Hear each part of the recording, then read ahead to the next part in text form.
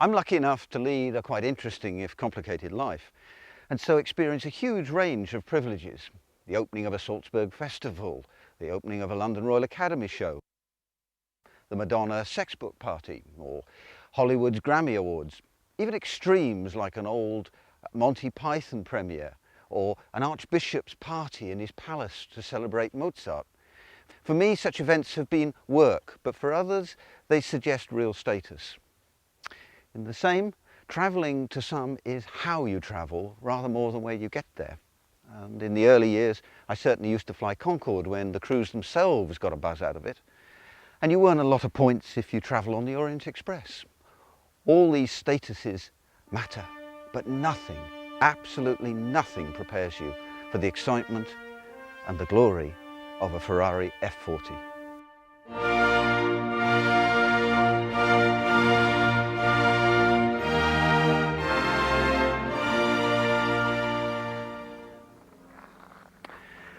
When Ferrari celebrated its 39th year, Enzo requested a brand new model, the ultimate machine, to celebrate the company's great 40th year. Just 12 months later, the 89-year-old unveiled the stunning F40, and it would be the last he would unveil. It would be the last new car he would see before he died, but it made a perfect tribute to his life's work.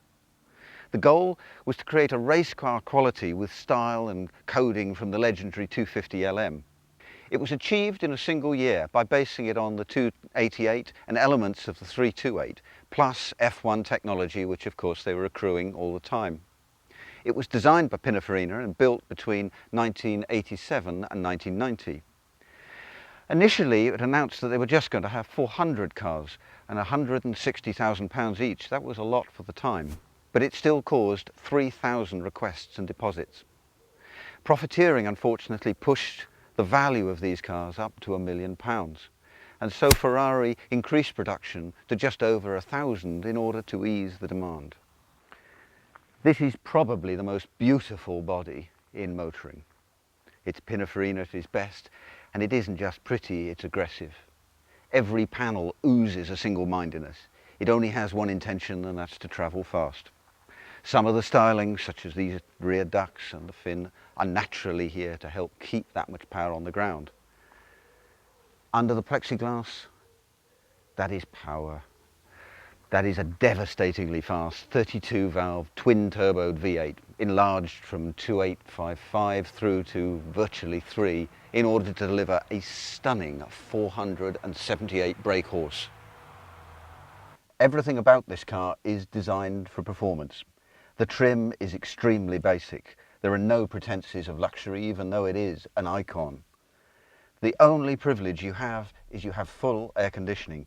And believe me, with an engine as powerful as this behind, you truly need it. There is a key, and the key does deal with the fuel and with the electrics. But the actual engine and the button to another world is this one. Classic Ferrari gearbox. Don't put it in first, it's reverse. Hang on.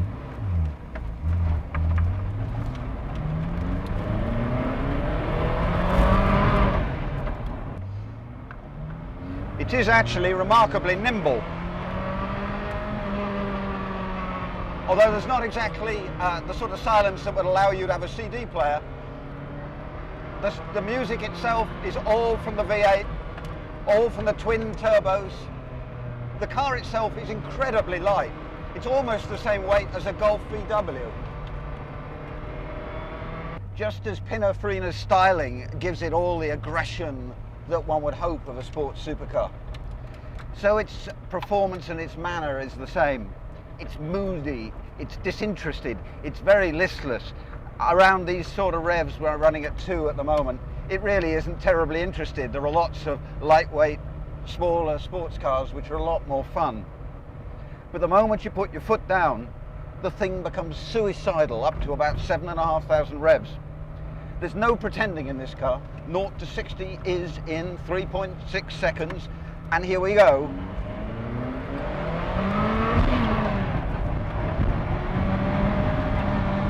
That's scary, but it's actually what the F40 does absolutely brilliantly. The brakes, needless to say, are enormous. They're drilled, they're ventilated, they're a huge size, and they're air ducted just to make sure that you do get some kind of stopping power with all this surge. You read write-ups that tell you that it's docile and it's sweet, and certainly if you drive it at these speeds, it will behave itself. But it doesn't enjoy it, and it's rough and it's bumpy. It really only knows one thing, and that is being the fastest Ferrari they've ever made for the road.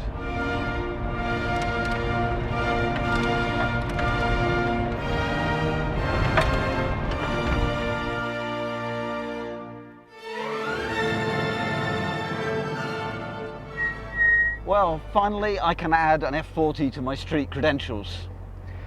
The trouble is, not everyone is impressed by the same thing. For some, a little blue Peter badge does just as well.